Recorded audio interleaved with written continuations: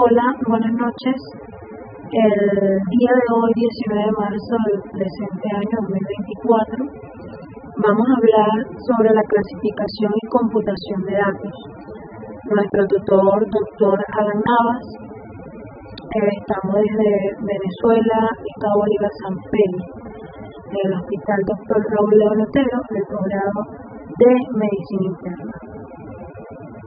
Nuestros autores del día de hoy es la doctora Jennifer Marcano, la doctora Orleana Sánchez, doctora Yesimar Oronoz, Oriana Marín, doctora Fanny Díaz, doctora Rosángel Moreno, doctora Cindy Sarasa, doctora María Díaz, doctor Héctor Alvarado y doctor Iván López, presidente del posgrado de Medicina Interna y Pediatría del Hospital Dr. Raúl León Otero.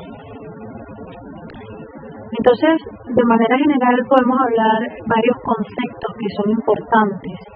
Dentro de ellos podemos determinar lo que es la computación, ya que son datos que consisten en contar con individuos presentes o no, una característica especial o averiguar formas de distribución de acuerdo con la escala de clasificación. Los datos en computación se refieren a la información digital, representada en forma de números, textos, imágenes, sonidos u otros formatos que se pueden procesar y manipular a través de sistemas informativos. Entonces, teniendo esto en cuenta, vamos a clasificarlos en cualitativas y cuantitativas, y más adelante hablaremos de cada una de ellas. La cualitativa solo permite distribuir a los individuos de acuerdo con ciertas características que les son comunes y por medio de las cuales pueden distinguirse de otros individuos que no la poseen. Esta puede clasificarse en continuas y discontinuas. Entonces hablaremos sobre la escala continua, que es cuando cualquier valor intermedio entre dos íntegros es posible. Al lado derecho podemos ver una imagen donde hay una línea y hay varios puntos continuos. Dentro de ellos tenemos el ejemplo al lado izquierdo sobre la edad de una persona, que puede ser de 40 años, o podemos clasificarla como 40 años y 10 meses, o 40 años, 10 meses y 5 horas con 15 minutos. Entonces, de esta forma podemos determinar una escala continua. Ahora bien, también tenemos la discontinua, y ellas permiten que solo admitan valores de números enteros. Dentro de ellos tenemos el ejemplo de las familias clasificadas según el número de hijos. También podemos ver los escolares por el número de dientes cariados que tengan, y ahí vemos que no son de manera igual, sino que pueden tener una variable o pueden tener otra variable de manera discontinua. Por ejemplo, acá tenemos un ejemplo importante, porque aquí vamos a hablar, ¿verdad? Por ejemplo, la cantidad producida y la cantidad, obviamente, que se produce al final. Tenemos varios puntos. Por ejemplo, en el número 1 tenemos las insatisfactorias, en el número 2 la regular, en el número 3 buena y en el número 4 excelente. La parte de arriba nos habla 1, 2 y 3 de forma continua. Ahora, el ejemplo que colocamos abajo, si se dan cuenta, tiene diferentes factores o áreas que la pudiéramos determinar como insatisfactoria, regular, buena y excelente, que sería nuestro ejemplo de discontinua. Ahora hablaremos un poco sobre los gráficos.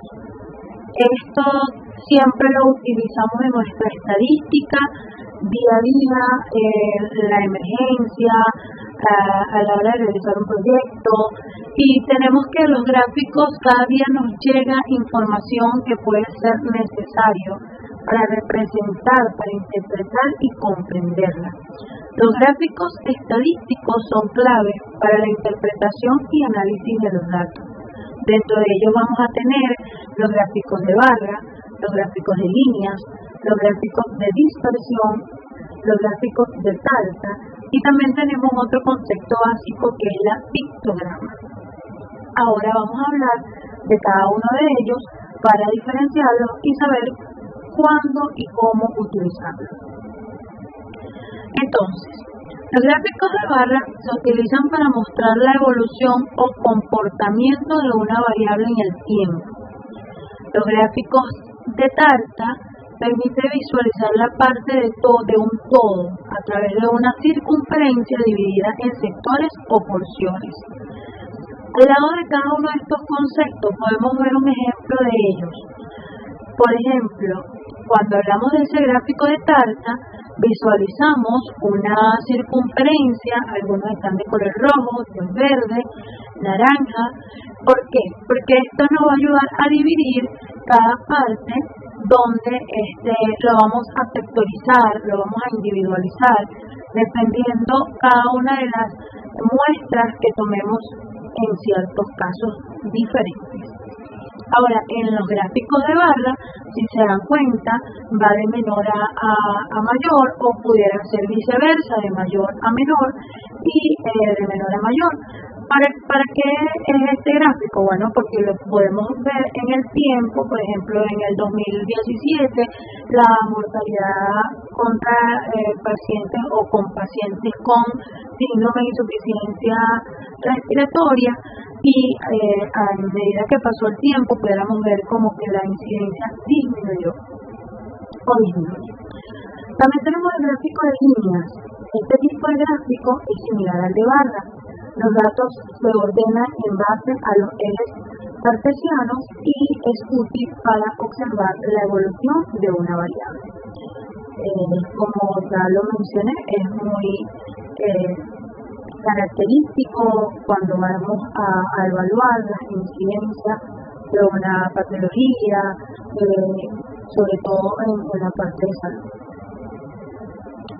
Tenemos entonces aquí los gráficos de dispersión.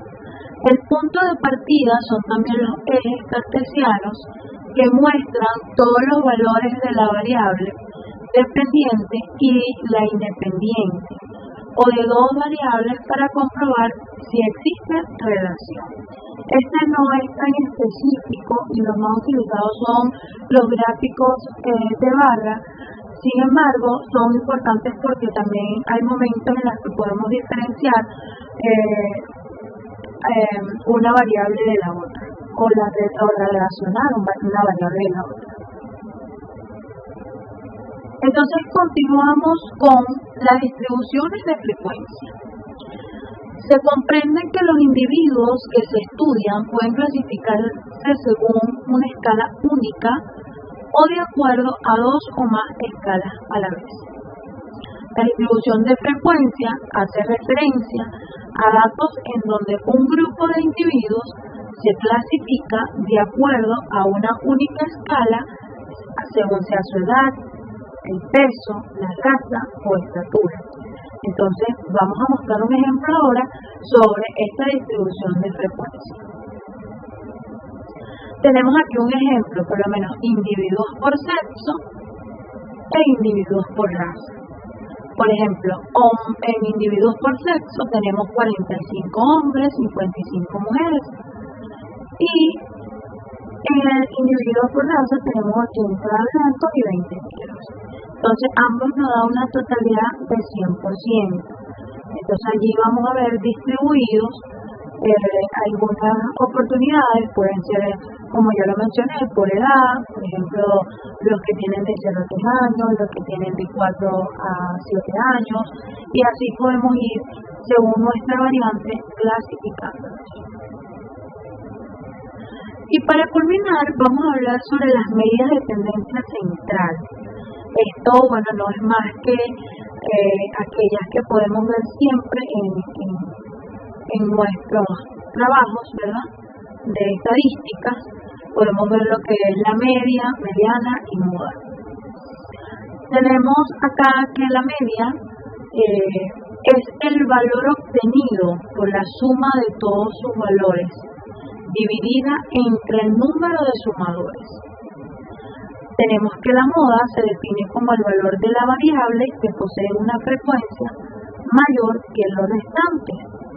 Y la mediana es aquella que está, intermedio, o sea, entre la media y la moda. Se define como un valor numérico tal que se encuentra entre el centro de la serie con igual número de valores superiores al de los inferiores.